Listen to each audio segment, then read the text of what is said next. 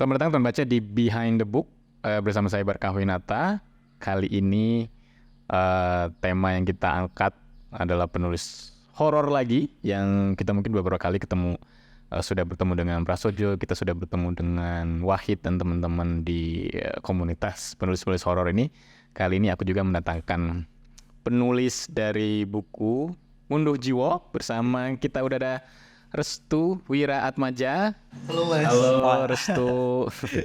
Nih, Restu kan udah nulis total berapa nih? Sebanyak apa nih selain buku ya?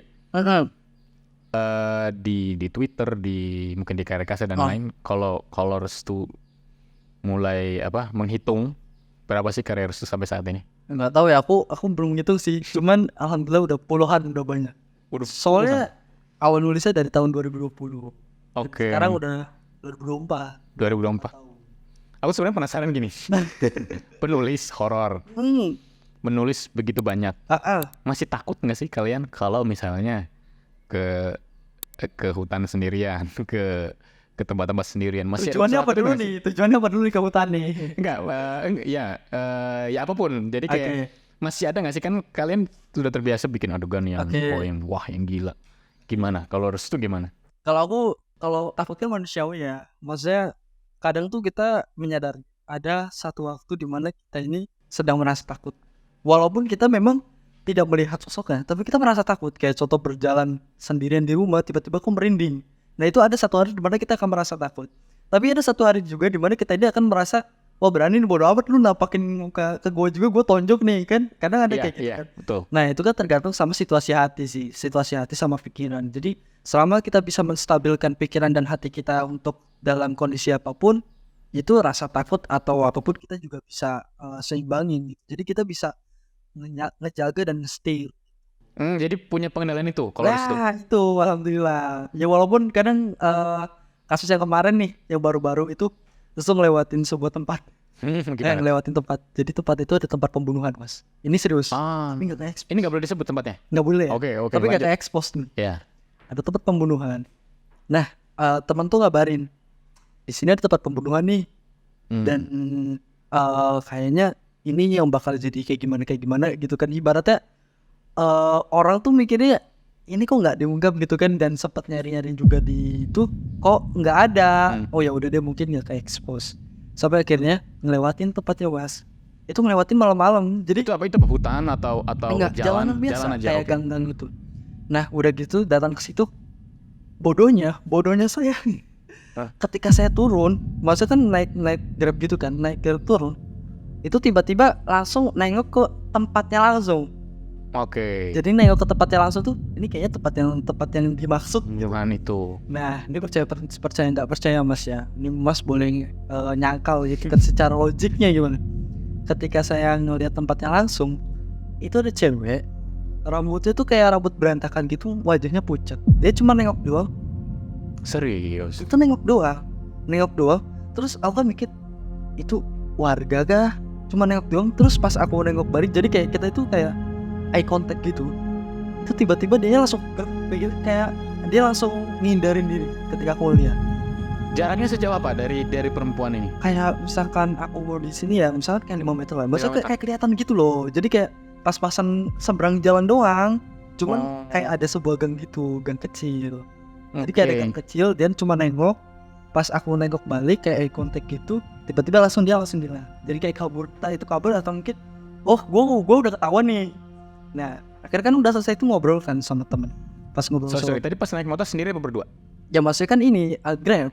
Oh, Grabnya nggak lihat. Grabnya udah lalang, udah pergi. Nah pas aku baru turun ngecek HP, aku tuh bodohnya langsung ingat sama tempat yang dimaksud. Oke. Misalkan depan ini tempat pembunuhan. Iya. Aku langsung bodohnya langsung keinget gitu, Mas. Oh ya, tapi kok di depan ada perempuan, rambutnya kok berantakan, terus wajahnya itu kayak pucat gitu kan. Kayak mungkin warga gitu kan. Cuman pas aku ngeliat lagi, dia ngeliat balik ke aku, dia langsung kayak ngindar gitu. Nah, malamnya aku langsung bilang kan sama teman, tadi gue barusan nih ngeliat yang kayak gini. Itu kan nggak lama kan, dalam kondisi waktunya kayaknya antara 5 harian. Nah, serius lu? Iya. Nah jadi pas si temenku ini dia kebetulan mau ke WC. Oke. Dia mau ke WC, terus tiba-tiba dia tuh kayak tabrakan sama bayangan. Kayak tabrakan bayangan, dek. Alasan gue yang lewat ini apa ya gitu kan. Iya. Nah, gue lagi main HP kan nggak tahu kan. Nah, tiba-tiba dia selesai kamar mandi, dia bilang, gue baru tabrakan sama bayangan, tapi bayangannya putih banget. Dan gue nggak tahu itu apa. Akhirnya pas ngeliat ke jendela kamar, ternyata sosok yang tadi yang udah meninggal tadi, itu dia ada di depan jendela kamar. Enggak, Restu lihat juga? Ya aku yang ngeliat. Berdua berarti ngeliat ini? Enggak, yang satu nggak ngeliat, karena dia nggak bisa. Oke. Nah udah kayak gitu, terus aku langsung bilang, dia katanya kepo sama masa, dia kepo sama kita gitu kan. Lah keponya kenapa? Ya maybe kita sering ngobrolin kayak gini kan, jadi ya udah deh. Dan itu pas banget malam Jumat Kliwon. Oh. Dan udah selesai gitu, oh ya udah tidur. Ya walaupun merinding ada, cuman nggak takut yang kayak gimana mas, cuman hawa merinding doang yang tiba-tiba kita ini yang nggak punya activity yang untuk ngerasain apapun, tiba-tiba langsung ada. Oh, tapi ya udah habis itu berlalu begitu aja. Berlalu begitu aja. Kan sebenarnya kan udah konten di depan mata. Cuman karena mungkin Restu udah biasa atau gimana, atau masih deg-degan juga. Kalau deg-degan sih enggak mas. Sebenarnya aku tuh malas mas, malas ngeladenin ya mas. Soalnya kayak energinya aku tuh kayak tiba-tiba langsung kesedot, badannya langsung lemas. Dan si ini sosoknya itu, dia pas itu kan nggak mungkin kan, dia cuma pakai doang, nggak ngasih pesan kan. Pasti kan dia kayak ada message yang dia ingin sampaikan ke orang yang bisa ngelihat atau apa gitu. Nah dia minta buat ngasih tahu ke keluarganya lah, sedangkan aku nggak tahu keluarganya dia mas, nggak tahu keluarganya dia bagaimana. Terus dia minta tolong kayak gitu. Ya udah deh, cukup didoain aja semoga dia tenang, dan semoga apa yang dia pengenin di dunia atau yang belum tersampaikan di dunia itu bisa tersampaikan lewat orang yang mungkin sama seperti saya dan bisa menyampaikan itu sih harapan. Oh, tapi setelah itu udah nggak ada lagi? Nggak ada lagi. Jadi kayak itu menampakkan ke Restu, kalau Restu itu lagi lewat lagi di situ udah hilang, nggak ada. Oh, jadi memang kalau closure-nya itu mungkin kita nggak bisa ngikutin sampai ujung ya. Jadi Restu diperlihatkan. Cuman karena ya mungkin Restu udah terbiasa dengan cerita-cerita, jadi ya mungkin ada alasannya, dan kemudian mungkin mau ditemukan keluarga dan lain-lain. Jadi pikirannya justru banyak positifnya ya. Benar. Ketimbang apakah dia mau membunuh saya atau dia mau enggak ya. Oke. Kita ke buku. Oke. Ngunduh Jiwo. Oke. Ngunduh Jiwo ini baru terbit, dan seperti kita tahu ngunduh kan sebenarnya kalau di serapan ada unduh, ada unggah. Unduh kan artinya download kan kalau di bahasa Inggris ke Indonesiain. Sementara kita tahu sih ada ngunduh mantu ya kan. Ngunduh pelem. Ngunduh pelem. Ada. Oh jadi ya kayak panen atau ngambil mangga. Ngambil mangga, betul. Apa ngunduh jiwa ini sebenarnya secara harfiah artinya apa gitu? Ngunduh jiwa itu bisa ambil jiwa atau juga bisa panen jiwa. Kenapa? Panennya. Kenapa panen jiwa? Karena di sini di satu cerita ini sendiri banyak case-case yang terjadi di waktu tertentu. Jadi banyak orang yang meninggal di waktu tertentu, dan hanya di waktu itu banyak yang meninggal secara misterius dan aneh. Ngunduh jiwa dari kisah nyata? Ya saya diambil dari kisah temen. Nah coba sebenarnya dapat ceritanya dari mana sih? Enggak. Jadi ini bukan kisah temen ya, cuman saya nggak mau nyebut namanya. Jadi gini, ada teman saya yang kebetulan tahu saya suka nulis horor kayak gitu. Dia ngasih tahu terkait dengan satu keanehan yang terjadi, di mana ada seorang perempuan yang dia ini meninggal selepas menikah. Dan ketika itu yang meninggal itu ya otomatis tubuhnya itu yang nggak secara normal dia meninggal gimana, tapi dalam kondisi tubuhnya meringkuk. Iya, jadi kayak orang kedinginan. Penyebab meninggalnya? Nah ini dia. Oke. Nah ketika itu di sela-sela yang mereka ini kok meninggal, kenapa? Padahal dia baru menikah gitu.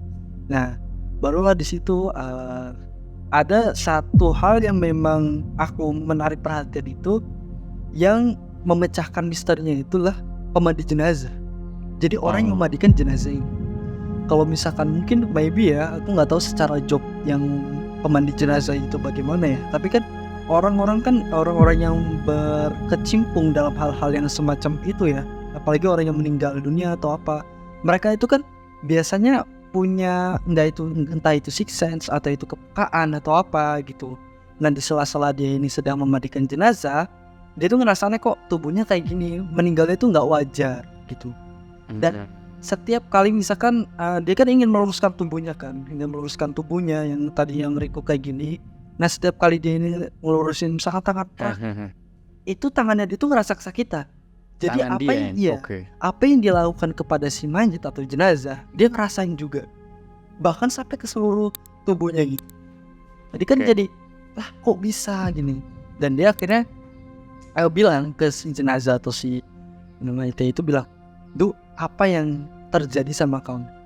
Kenapa setiap kali saya ingin kayak merapikan setiap anggota tubuh kamu, itu kok berdampak atau berefek sama saya?" Dan ketika dia ini sedang ngobrol kayak gitu, tiba-tiba tuh dari belakangnya, kan kalau misalkan orang mandi jenazah itu kan kayak ada penutup itu loh, kayak tirai. Iya betul. Nah, supaya nggak dilihat. Oke. Nah biasanya kan orang-orang biasa kan di sebelah kiri, contoh ya, misalkan orang-orang yang menunggu di sebelah kiri, nah di sebelah kanan biasanya kosong atau bagaimana, itu kan kadang nggak tahu juga sih.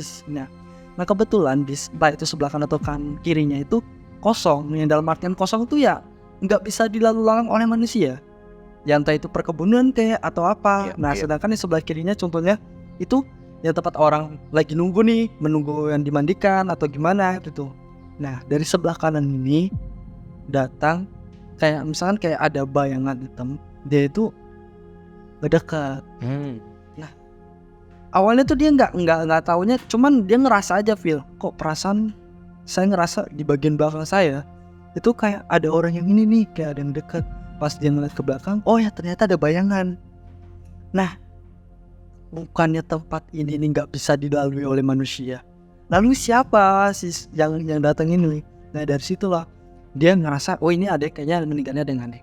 Nah selepas ya, ini untuk pembuka ceritanya, udah selepas kayak gitu, dia bilang nih, karena kan emang yang meninggalnya perempuan kan, yang memandikannya perempuan gitu, dan dia bilang sama suami, jadi suami istri ini ternyata dia pemandik jenazah juga gitu. Nah dia bilang sama suaminya, "Pak, saya ngerasa ada yang aneh, karena setiap kali saya membereskan atau merapikan anggota tubuh yang memang itu tidak secara umum meninggal ya seperti jenazah, itu saya ngerasain rasa sakitnya, saya juga ngerasain merinding, saya juga ngerasain kedatangannya."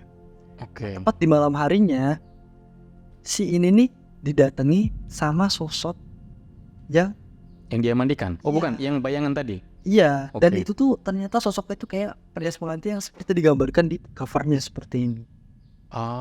Di sisi lain dia seperti kayak meneror, tapi di sisi lain dia meminta tolong. Nah dari situlah si pemandi jenazah ini, 2 orang ini, dia ingin tahu nih seluk beluknya, misterinya, kenapa banyak orang yang meninggal di bulan pengantin, dan kenapa yang meninggal itu yang berurusan sama salah satu orang. Jadi ada salah satu orang yang memang dia ini sering merias pengantin. Kenapa yang meninggalnya itu ketika setelah habis merias pengantin di sini, sebelum meninggal, sebelum pernikahan itu meninggal, atau setelah pernikahan dia meninggal gitu. Jadi kayak tanda tanya besar. Nah di buku ini lewat semua misteri kebuka. Jadi kita nggak bisa tahu nih di sini ini siapa nih pelakunya. Siapa tahu orang yang waktu itu ikut serta dalam menginvestigasi ya bahasanya, atau mencari jejak atau teka-teki dari Ngunduh Jiwo, itu siapa tahu dia pelakunya. Karena nggak bisa ditebak. Nah di sini Perhias Pengantin itu bisa jadi itu juga dong. Harusnya bisa jadi suspek juga dong. Iya. Tapi apakah itu pelakunya kita belum tahu kan. Nah ini di sini di Ngunduh Jiwo ini. Jadi semua kayak teka-teki itu setiap orang nanti ada.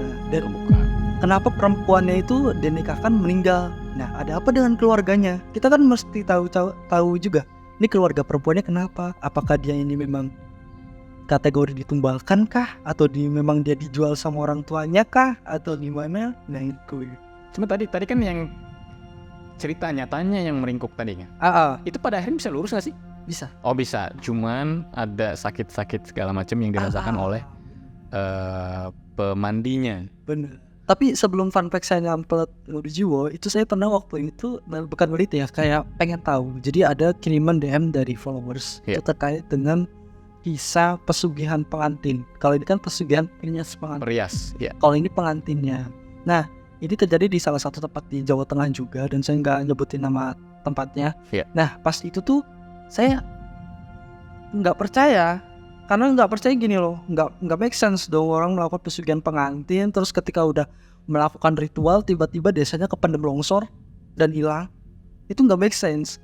Maksudnya taunya mungkin ada salah satu yang mungkin yang pernah dibahas itu di Desa Ligetang, yang katanya ke kubur. Ke kubur seluruhnya. Nah, ke kubur yang di Desa Ligetang itu gunung atau apa ya, kayak bukit atau apa itu yang ke kubur itu. Oke. 2 desa atau berapa desa itu, satu desa atau berapa, aku kurang paham. Itu karena ada satu activity yang melanggar. Nah, itu kan bisa terjadi. Nah, ini kenapa? Nah, awalnya saya nyari cerita itu tuh. Ya ibaratnya secara ritualnya bagaimana. Dikasih tahu Mas ritualnya, katanya ketika si perempuannya itu pengen kaya dan dia ini pengen melakukan ritualnya, dia harus melakukan sebuah seks di luar nikah. Dan itu atas kemauan dia pribadi dan tidak terikat. Dan artian tidak terikat itu yang tidak ada hubungannya secara hubungan suami istri. Padahal kan namanya pesugihan pengantin. Iya.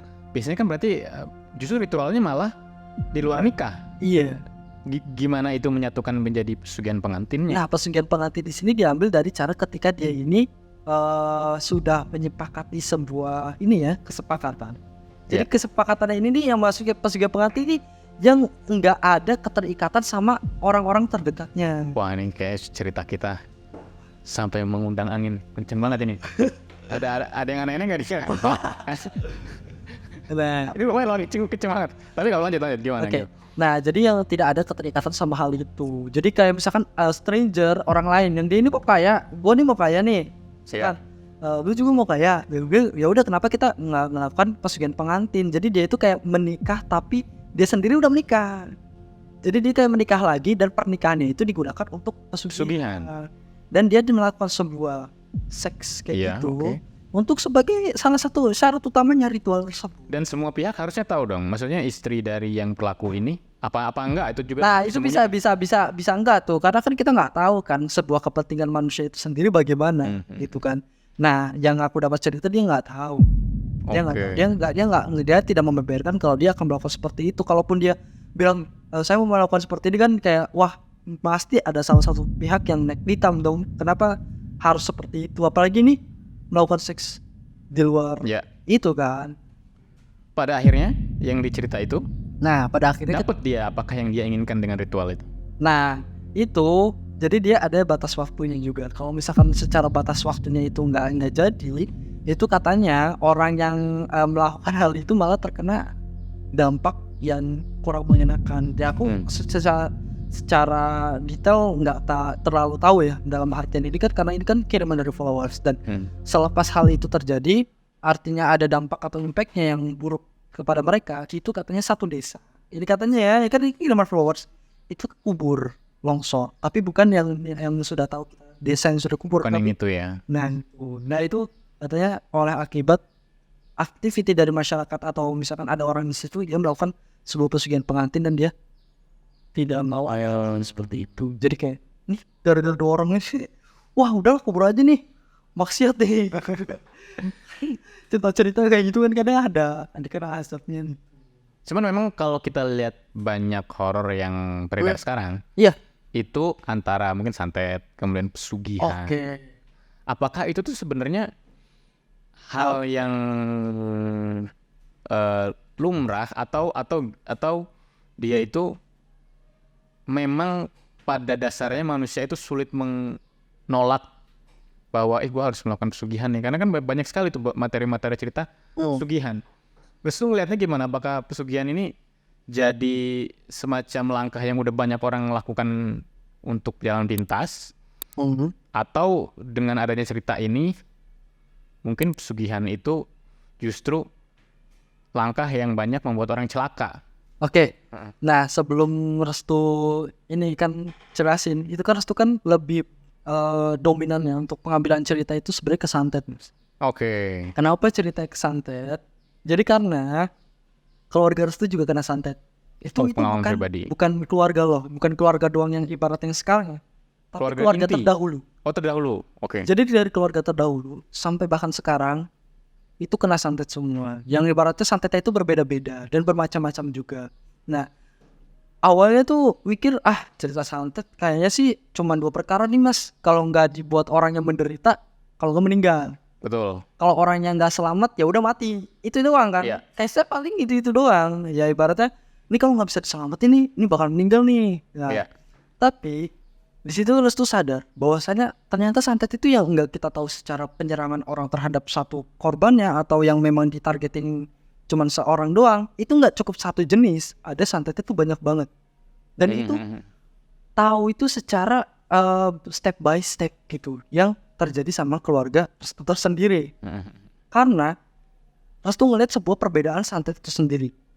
Ketika menyerang, contoh menyerang dari keluarga bapak, kok kenapa yang meninggalnya di atas amben atau keranjang tidur?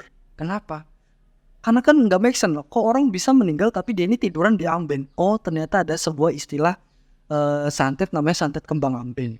Santet kembang amben itu santet yang menyerang orang yang dia ini berada di keranjang atau tempat tidur. Jadi ngira dia ini kayaknya orang meninggal karena memang sakit atau apa. Tapi ternyata di situ ada maknanya tersendiri. Terus kayak contoh ini yang gampang nih. Ini tapi sulit banget untuk orang bisa klarifikasikan itu santet atau enggak. Terus tuh pernah nemuin satu tes. Itu yang disamakan dengan sebuah tragedi. Oke. Itu nama santetnya Lowo Ireng. Lowo Ireng itu kan apa ya, Lowo itu kan kayak kelelawar kan, Ireng itu kan hitam, kelelawar hitam. Tapi sebenarnya pada dasarnya Lowo Ireng itu bukan itu. Lowo Ireng itulah santet yang menyerang kepada seseorang tapi posisinya berpas-pasan dengan tragedi kecelakaan. Gimana tuh? Kan kita gak make sense. Loh ini kayaknya meninggal karena kecelakaan. Iya. Kalau Padahal santet. Ya, kalau nggak human error, ya pasti kita ini udah berhati-hati. Tapi ada orang yang nggak berhati-hati. Betul. Itu paling dua case itu kan. Tapi ternyata ada juga nih santet yang menyerang ketika tragedi kecelakaan itu. Nah, itu tuh harus tuh pernah tahu case kayak gitu. Itu karena ada followers dan juga harus pernah nemuin seorang juga. Itu dia meninggalnya, maksudnya yang keluarganya itu meninggalnya itu ketika dia melihat bayangannya sendiri. Oke. Yang maksudnya bayangan hitam yang mirip dengan dia itu masuk ke dalam mobil atau misalkan masuk ke dalam, misalkan ngikutin dalam kendaraan tersebut. Jadi dia sempat melihat dia apakah di kursi sebelah ataukah di kaca? Benar. Di kursi sebelah ada dia sendiri. Iya. Jadi dia mikirnya kok ada gue lagi sih. Tapi kok warnanya hitam gitu. Maksudnya ini kayaknya gue yang kecapean nih. Iya. Nah itu kan bisa bahas wah ini kayaknya gue kecapean, gue kurang tidur nih, gue kurang istirahat. Nah ketika kecelakaan berlangsung jeder meninggal nih, wah ini kayaknya human. Wah ini kayaknya ada orang-orang yang gak hati-hati atau remnya blongkah atau memang apa. Padahal itu santet. Oh iya. Pada akhirnya yang mengirim cerita ini dia selamat dari Selamat. Dia selamat. Cuman dia waktu itu ngelihat ada orang yang mirip seperti dia, tapi alhamdulillah ya mas ya, dia nggak tahu bagaimana, mungkin secara dia terkait dengan ibadahnya atau apa, kita kurang tahu kan, takdir yang dia gariskan oleh Tuhan itu bagaimana, dan dia selamat, dan dia akhirnya bagikan cerita dan juga kaget, emang ada santet kayak gini kan, sempat juga neliti mas ya, tanya ke bapak-bapak, ini maksudnya apa? Iya. Terus bapak bilang gini, ini ya, bilang, coba kamu pikirkan, apabila ada orang yang famous, maksud terkenal, kita nggak nyebutin itu apa, yang meninggal itu dia dalam kondisi kayak gitu, itu make sense nggak? Ya juga sih, kadang orang lagi karirnya lagi naik nih, contoh, terus tiba-tiba dia meninggal, terus kecelakaan, ya juga ya, nggak make sense. Kita nggak tahu, kita biasanya oh iya mungkin takdirnya dia seperti itu, tapi karirnya lagi naik terus meninggalnya kecelakaan, kita nggak tahu ya. Itu seperti kayak penggambaran, nggak menyebutkan pihak yang dimaksud, cuman kayak penggambaran doang. Oke, jadi memang santet itu bentuknya bisa beragam banget, yang kita kira bahwa itu kecelakaan, ternyata mungkin ada seseorang di balik tragedi itu. Ada orang yang nggak kesuka ketika dia lagi naik nih, atau mereka mungkin aja kan bisa itulah mungkin yang menyebabkan beberapa penulis ada yang anonim mungkin. Maksudnya dia kan sering bawa cerita horor segala macam. Dia kan berarti khawatir dong dia akan menjadi sasaran tembak lah istilahnya gitu. Oh iya. Makanya ada beberapa kita tahu ada mungkin penulis-penulis yang tidak menampar muka atau pakai nama anonim mungkin ya. Bener nggak kayak gitu? Misalnya dia gue takut disantet nih. Sementara Restu sendiri sekarang udah ada di Behind the Book. Jadi khawatir nggak bahwa gue tuh sering muncul nih dan juga membicarakan cerita-cerita mistis gitu. Tetap sih Mas, Restu berpegang teguh pada diri. Walaupun memang Restu yang dikatakan himba di mana menurut lu nggak takut kalau misalnya ada serangan.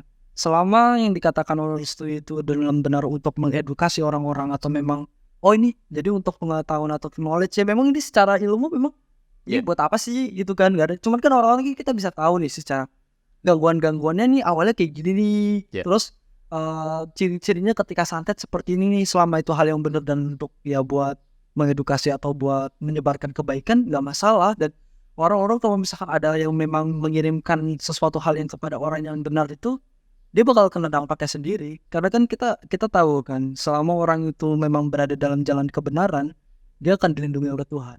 Aku percaya itu. Jadi pada akhirnya ada pertebal keimanan ya untuk menangkal dari santet-santet ini ya.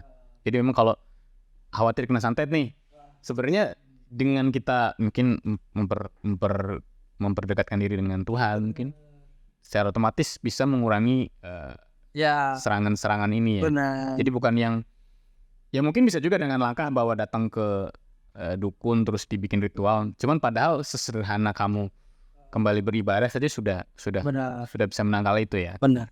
Oke. Santet apa lagi yang Restu dapat ceritanya atau yang mungkin paling dekat terjadi di Restu dan yang sering ya? Ya, yang kamu sering dengar atau pernah hampir mungkin atau pernah menyerang kamu sendiri, pengalaman yang paling di luar akal. Apa ya? Selama untuk yang alhamdulillah untuk yang kayak gitu sih emang ada. Cuman Restu tuh pernah ini belum diceritain di mana-mana nih guys. Eksklusif. Ini belum diceritain di mana-mana. Jadi pernah Restu itu waktu kecil itu dia diasuh sama temennya mama. Berarti kita bisa nyebut teman mama lah, teman orang tua. Itu temannya mama. Karena mama tuh kalau misalkan di jam-jam siang itu ya Restu kan masih umur 5 tahun atau 6 tahun gitu kan. Itu kadang nitipin ke temannya mama gitu. Ini titipinnya anak saya gitu. Nah ketika dititipin ke temannya mama, sebut aja namanya Mbak Rani ya. Mbak Rani nanti titip anak saya nih gitu. Ya terus nanti kasih makan atau apa sama Mbak Rani. Tapi nanti mama juga nanti kasih imbalan Mbak Rani gitu. Jadi kayak ada impact-nya gitulah, ada feedback-nya juga untuk Mbak Rani. Nah di tahun 2020 waktu itu sempat ngerantau ke salah satu tempat di daerah Jawa Tengah. Dia memang kerja di sana kan. Nah 2020 belum ya? Ya sekitaran 2021an lah. Udah selepas itu Restu pulang tuh. Karena selepas 3 bulan Restu di sana, pulang ke rumah. Dan Restu waktu itu nggak tahu kabar apapun yang ada di rumah. Ya walaupun memang memiliki kontak nomor handphone rumah, cuman kadang yang orang rumahnya nggak ngabarin. Dan Restu juga yang selama nggak ada kontak nih, nggak ada informasi dari orang rumah, ya dirasa aman gitu. Selepas pulang ke rumah, Restu udah karena waktu itu datangnya siang-siang, berkeinginan mau beli rokok. Ngelewatin rumahnya Mbak Rani. Mbak Rani ini kan yang tadi masih kecil gitu. Restu. Ini berarti Restu sudah dewasa ke rumah Mbak Rani yang di Jawa Tengah ini? Bukan, sekitaran rumah lah. Dekat rumah. Ya, dekat rumah. Nah, dekat rumah. Udah selesainya gitu, barulah Restu tuh ngelewatin rumahnya Mbak Rani kan, mau ke warung itu kan lewatin Mbak Rani. Tiba-tiba Mbak Rani itu udah di depan pintu. Semangat. Dan dia tuh kayak ngadang tuh dalam artian ngadang jalan buat lewat. Ini Mbak Rani. Terus dia bilang yang ngomong seperti manusia itu bilang kayak gini, abis pulangnya, maksudnya udah pulang ke rumah gitu. Oh iya benar. Ya sebelum itu kan Restu kan salaman dulu kan, dicium kan tangannya kan kayak gini kan mungkin. Mbak Raninya berarti posisinya udah lebih tua lah ya? Udah tua. Sudah dewasa kan? Sekitar berapa ya? 50-an. Ya maaf saya kurang detail ya. Berarti ya nggak apa-apa aja. Nah Mbak Rani itu sekitar 50 tahunan gitu. Nah Restu salaman dulu tuh, terus itu ada yang aneh sebenarnya Mas. Sebelum adanya komunikasi itu sebenarnya ada yang aneh. Itu tangannya dingin banget. Kayak orang habis ke kamar mandi atau wudhu atau habis mandi atau apa, itu kayak tangan tuh dingin banget. Terus dilihat dari tatapan matanya Mbak Rani yang kosong, terus dia ini yang kayak bener-bener yang kayak kelihatannya ini orang sakit loh apa sih, karena tangannya dingin banget. Nah selepas itu dia nanya, baru pulang kah gitu. Masa baru pulang tuh udah datang ke rumah gitu, di rumah gitu. Oh iya bang gitu, oh udah. Dia gitu aja, nggak yang terlalu banyak komunikasi. Terus aku harus jalan lagi ke warung, dia jalan lagi ke arah belakang, Nah ini fun fact-nya, ketika dia udah jalan, terus tuh aneh mas, di situ kayak potongannya dingin banget, jadi kayak nggak biasa ketemu Mbak Rani kalau kayak gini. Terus tuh ngapain ke belakang lagi, ngeliat ke belakang, kok dia jalannya ke kuburan. Ya ini gue udah mulai dapet nih. Lanjut.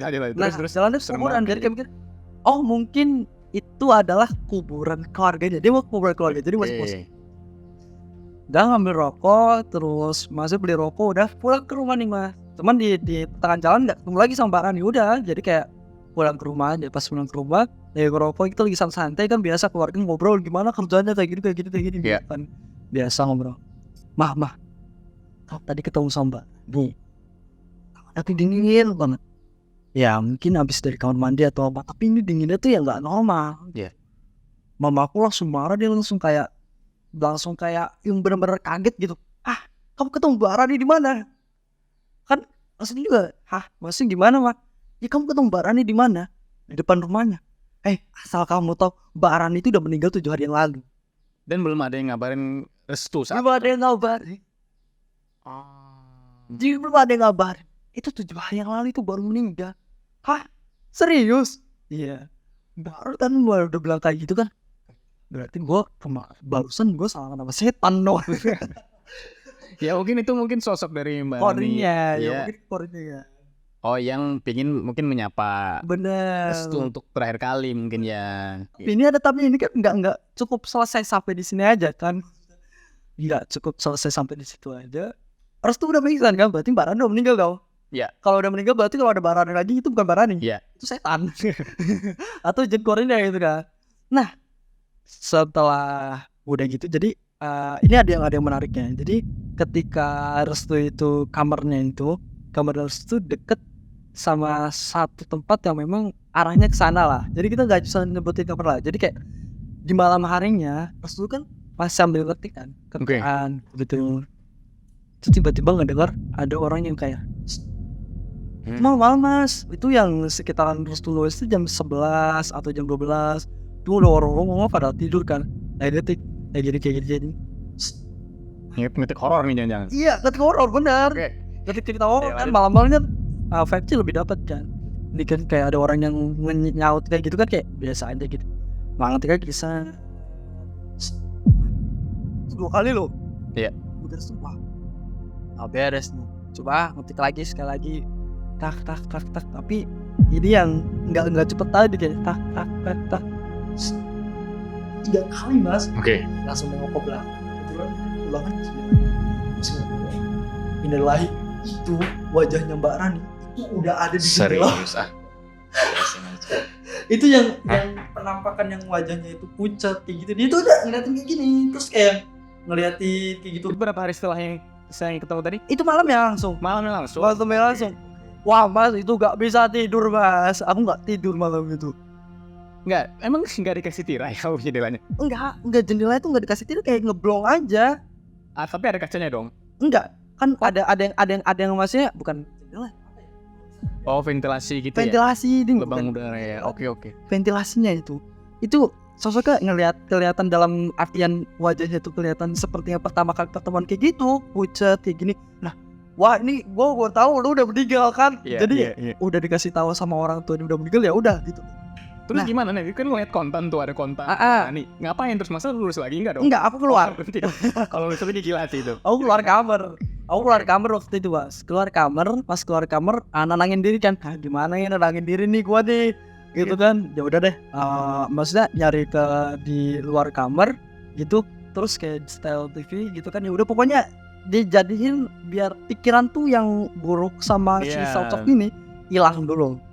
Udah selesai nih mas gitu, udah enakan. Jadi kayak tidur kan keganggu kan, tidur pagi-pagi terus gitu kan. pas tidur pagi-pagi terus, malam harinya itu keesokan harinya itu di malam berikutnya itu sama. Bedanya gini, jadi yang waktu itu Restu mikirnya mau sholat malam kan, karena insomnia juga karena udah insomnia gini.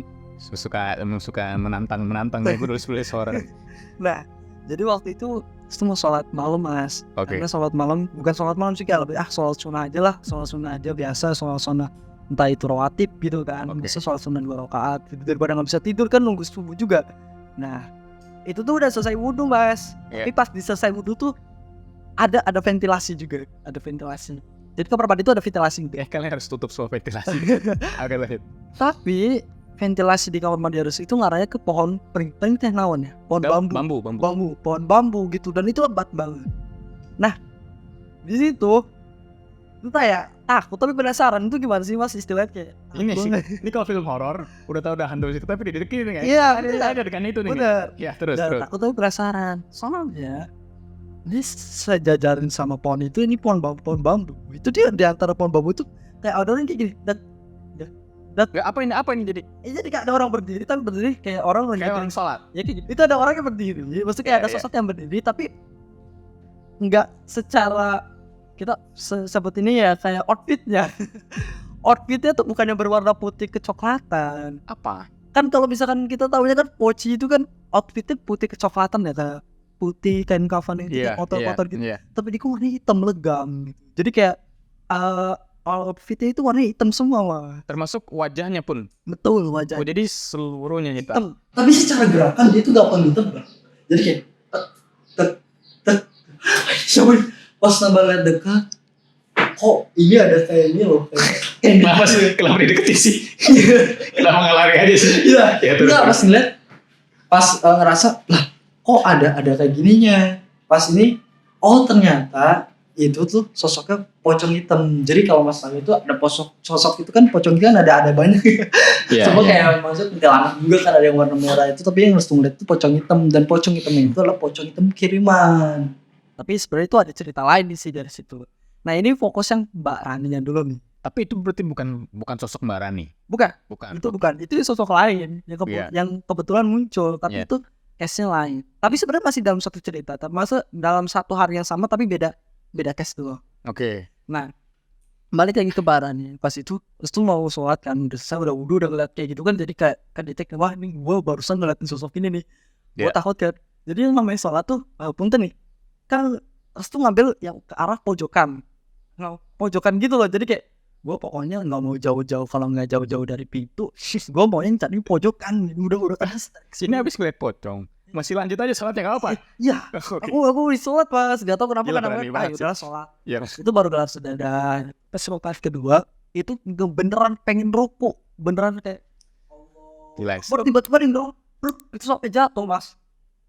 Itu kayak beneran kita kayak didorong gitu sampai jatuh gitu kan. Nah pas udah kayak gitu, wah ini udah nggak make sense. Kayak gila sih, ruko. Iya, ini apa waktu mau ruko didorong jebret gitu. Didorong jebret sampai jatuh. Gila, ini mana nih? Ini udah fisik dong. Iya. Bukan sekadar penampakan dong. Iya, itu udah penampakan lagi kan. Maksudnya ada episode. Nah, udah gitu, wah, ini nakal nih. Lihat ke belakang dong. Yang lihat ke belakang tapi nggak ada apa-apa. Nggak ada apa-apa. Ya udah deh, gue sholat subuh aja deh. Masih sampai ngedenger musik. Pokoknya dikecongin lah. Kayak misalkan genrenya rock, misalkan musik rock, wah ada kecongin rock gitu. Bodoh amat penting. Ya penting ketenangan pikiran dan hati juga. Iya. Dan waktu itu sholatnya nggak jadi. Sholatnya nggak jadi. Iya pak. Iya maksudnya udah kayak gitu tuh kayak ini udah ngerasa bukan gangguan cuman takut doang, tapi udah gak ada fisik. Iya, itu bahaya banget dong. Nah, udah kan sholat subuh. Nah hari berikutnya ini hari yang nggak serem-serem amat. Nggak serem-serem amat. Tadi udah berapa? Udah 3 kali kejadian tuh. Nah ini sehari. Ini sampai 5 atau enggak 6 mas yang kejadian. Oke.